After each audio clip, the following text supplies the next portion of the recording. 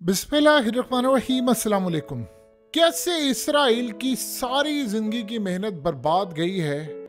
जो वीडियो कल इसराइल के खिलाफ बनी है और आज दुनिया के सामने आई है, उसके बाद कोई इसराइल के डिफेंस फोर्सेस का बंदा इतनी उनमें हिम्मत नहीं है कि आकर कमेंट कर सके कि हमारे साथ हुआ क्या। आप सबसे पहले ये वीडियो देखिए। ये क्या आपको वीडियो नजर आ रही है?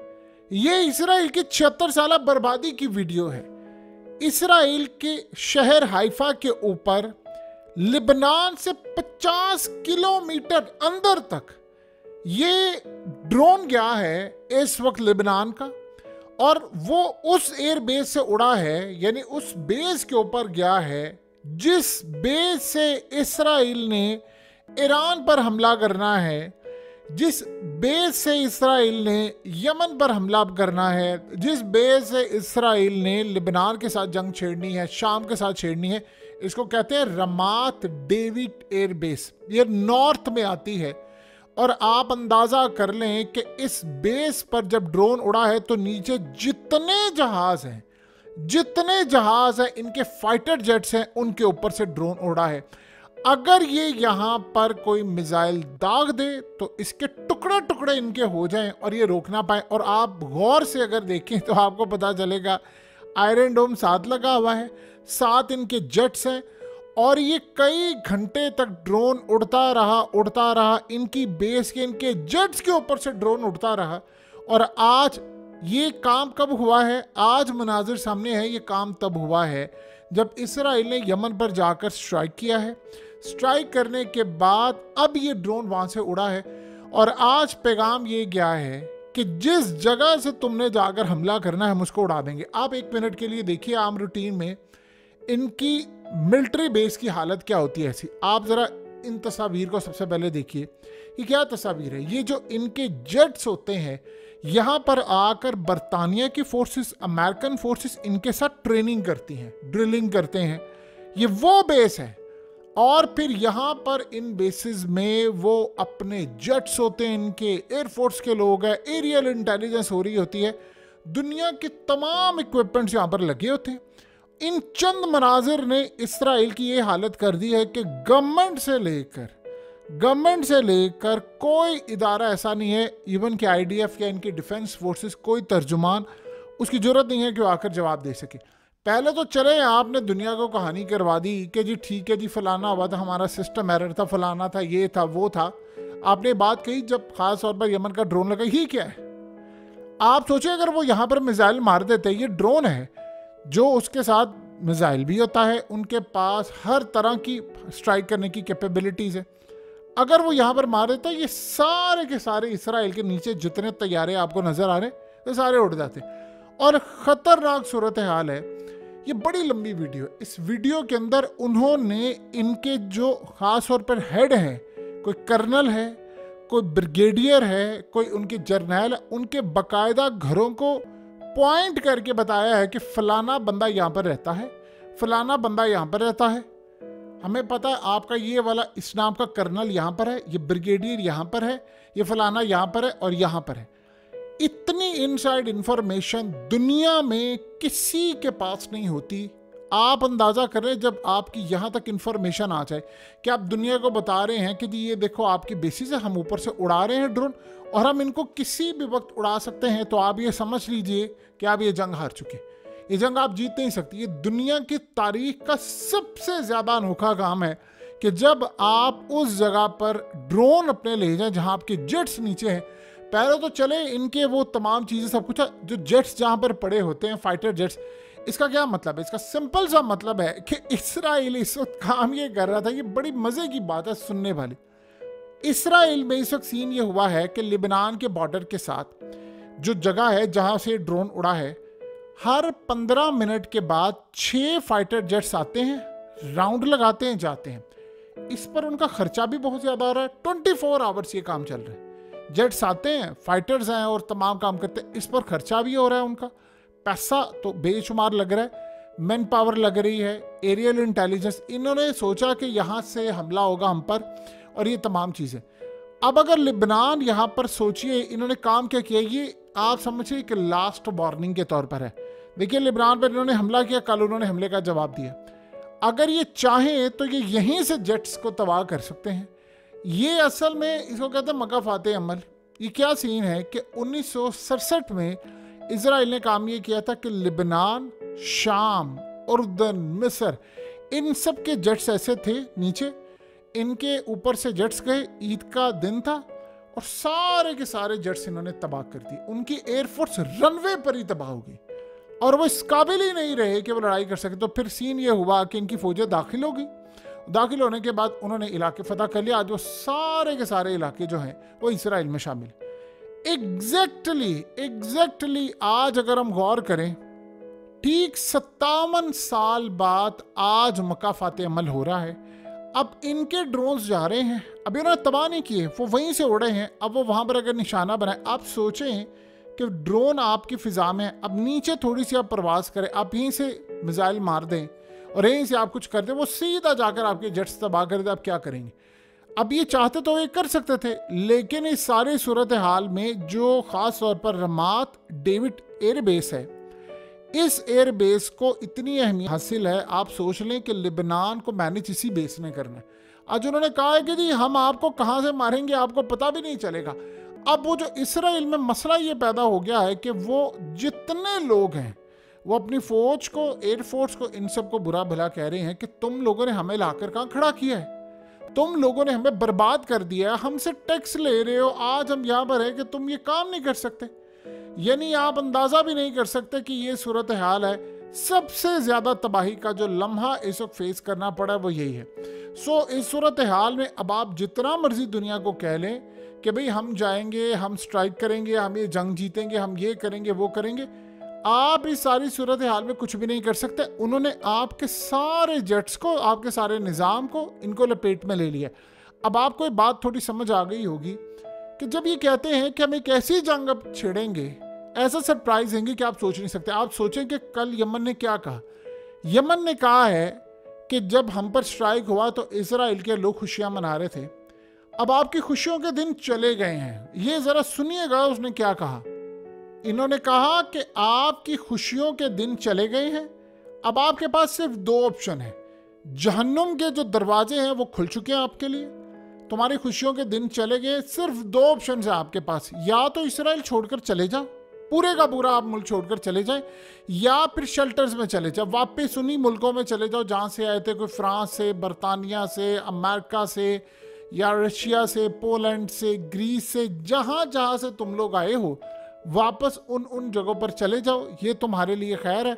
अदरवाइज जो हम अब सरप्राइज देंगे तुम बर्दाश्त नहीं करोगे। अब मसला सारा यहाँ पर ये हुआ है कि सबसे पहला लोग सवाल पूछते हैं कि इन्होंने यहाँ पर जेट्स तबाह क्यों नहीं किए।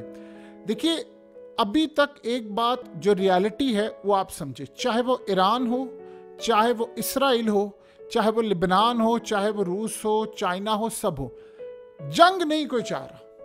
अमेरिका समेत सारी दुनिया समेत जंग कोई नहीं चाह रहा। इसराइल जंग चाह रहा है सिर्फ और सिर्फ यहां पर वो चाह रहा है कि जंग लड़े, अमेरिका लड़े, नेटो लड़े, मुझे ना जाना पड़े, लेकिन उसे लड़ाई करनी है। वो चाह रहा मैं सिर्फ छेड़ूं, बाकी लड़ाई ये लड़े।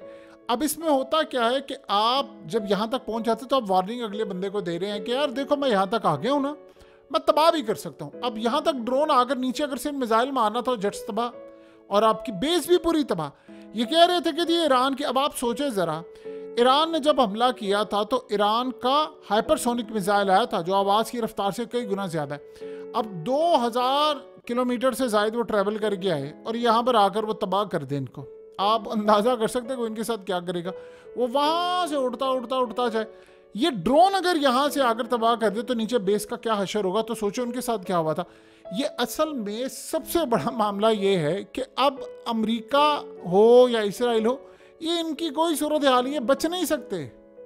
जंग असल में कोई चाह नहीं रहा, इसीलिए बच बचाव कर रहे हैं। जिसे कहते हैं, पंजाबी का एक मुहावरा है, मारिया नालो डराया चंगा, यानी मारने से बेहतर है कि डरा डरा कर रखें, हम ये कर देंगे, हम वो कर देंगे, ऐसा हो जाएगा, वैसा हो जाएगा, ये सारे करें। आज अगर वो इसको, यानी उन्होंने बताया कि देखो एक दफ़ा जंग छिड़ गई, जब ये मिसाल के तौर पर इसराइल ने कहा मैं तो जी लिबनान को मलिया मेट करने के लिए जा रही है। पिछले तकरीबन 3 हफ्ते पहले, 2.5-3 हफ्ते से इन्होंने अपनी एयरफोर्स को अलर्ट किया था।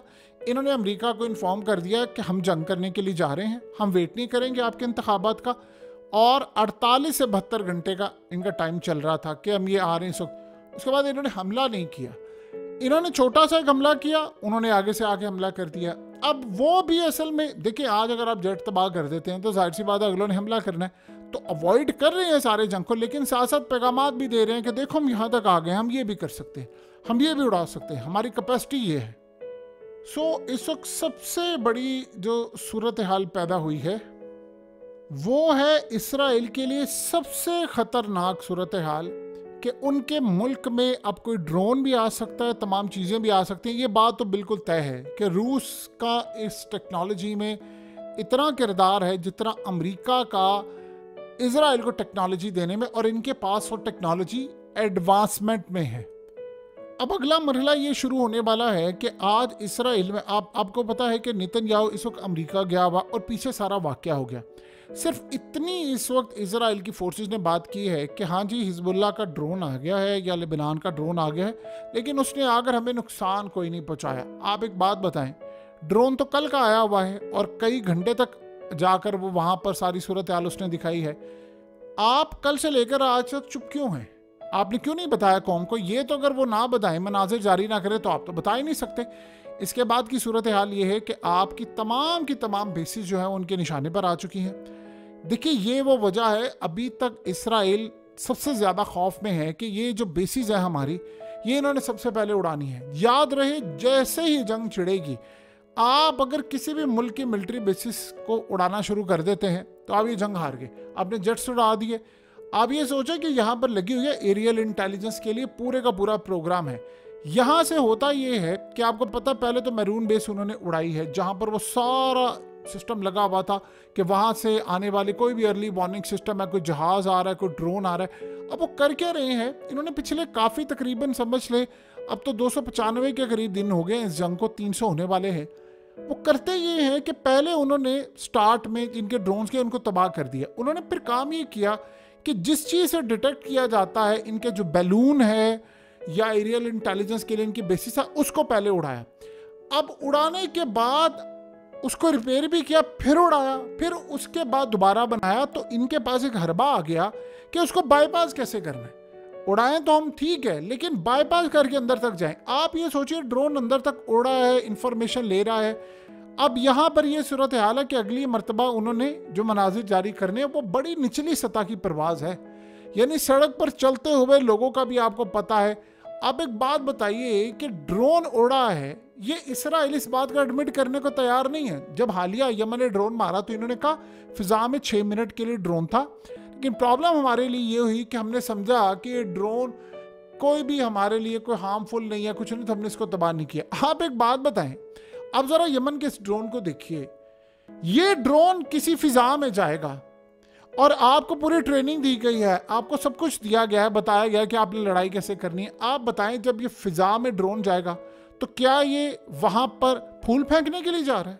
यानी एक सिंपल सी बात है, क्या ये वहां पर फूल फेंकने के लिए जा रहा है यमन का ड्रोन? उन्होंने मार कर जफा ड्रोन को पूरी दुनिया को बताया कि देखो ये हमारा ड्रोन है, इसने तबाही करनी है या इसने तबाही की है। अब ये कह रहे हैं कि जी हम वहां पर उसको डिटेक्ट कर लिया था, लेकिन हम उसको तबाह नहीं कर पाए। ये बता नहीं रहे किसी को कि इनके साथ हाथ हो गया है। आज आप नई टेक्नोलॉजी बनाएंगे, आपको टाइम लगेगा, आप पता नहीं कहां तक जाएंगे।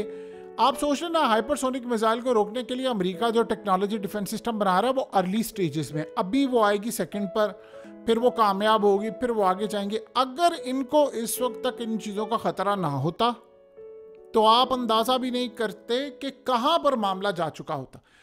इस वक्त सारी सूरत हाल इसराइल की इस लेवल पर आ गई है कि अपना आप बचाओ। अब सोचे, इस बेसिस के ऊपर इस तरह की जो मिलिट्री बेसिस होती हैं, वहां बैठे हुए हैं पायलट्स, वहां बैठे हुए इंटेलिजेंस एजेंसियों के लोग। अब सोचे उनकी क्या हालत हो रही है। यानी हर कोई ये कोशिश कर रहा है कि यार इस रमाद एयरबेस के ऊपर कम से कम हमारा कोई ड्यूटी वाला सिलसिला ना हो जाए, हमें वहां जाना ना पड़े। हम वहां पर जाएंगे, ऊपर से कोई ड्रोन आ जाएगा, हमें पता नहीं। अब सोचो उनके घर वालों की क्या हालत है। वो ये देख रहे हैं कि यार हमारे जो पायलट्स हैं या हमारे जो लोग हैं वो कितने गैर महफूज हो गए हैं। सो इस सारी सूरत हाल में जंग जैसी शुरू होगी उसमें एक बात तो तय होगी, वो जितना भरम आज तक इजराइल ने बनाकर रखा हुआ है सबका वो सारे का सारा भरम टूट जाएगा। अब आप ये सोचिए, आपको कितनी दफ़ा याद है, ये तकरीबन 290 दिन हो गए हैं इस जंग को। इस जंग में आपको कितना याद है कि इजराइल ने ये बात की हो कि जी हमने ये कर लिया, हमने अपने लोगों को बता दिया कि कितना ज़बरदस्त काम है आपकी जो फ़ौज करती है, एयरफोर्स करती है, जब आप रातों को सोते हैं या जागते हैं। अब कोई ये काम कह रहा है, वो कह रहा है हम ऐसी जंग में जा रहे हैं जिसका ना कोई सर है ना पैर है। पहले तो देखिए ग्राउंड के ऊपर मामला था, अब हो गया फ़िज़ा के ऊपर। इसराइल सारी ज़िंदगी अगर उसने हुकूमत की है या उसकी कामयाबी थी तो उसको एरियल इंटेलिजेंस की थी। देखिए ज़िंदगी का वो लम्हा भी आने वाला है कि जब F-35 नीचे होंगी, एक को 1.5-2 लाख रुपए का ड्रोन जाएगा पाकिस्तानी रुपीस में, अगर हम देखें या 3 लाख कह लें आप, 2.5-3 लाख का ड्रोन जाएगा और वो जाकर अरबों डॉलर्स का F-35 उड़ाकर आ जाएगा। जिस दिन ये होगा सबसे पहले अमेरिका की मार्केट गिरेगी, लॉकहीड मार्टिन की, और शेयर्स क्रैश होना शुरू हो जाएंगे। उसके बाद कोई F-35 लेने की दुआ नहीं करेगा। आप तो सारे कह रहे काश हमें मिल जाए। इंडिया ने कहा हमें F-35 दो, तो अमेरिका ने आगे से क्या जवाब दिया? अमेरिका ने कहा भी आप इस काबिल नहीं हैं कि आपको, उन्होंने कहा जी अब आपको हम पेंडिंग केस में डाल रहे हैं, 2030 में आपकी जो आएगी रिक्वेस्ट उसको देखेंगे, पेंडिंग में डाल रहे हैं अभी आपको, यानी 2030 में आपने दोबारा जब करनी है। अब आप सोचें कि वो सोच रहे हैं हम इनको 2035-40 में दें। अगर वो जाकर 2024 में तबाह होना शुरू हो जाते हैं तो कोई बेवकूफ़ी होगा जो लेगा जाकर।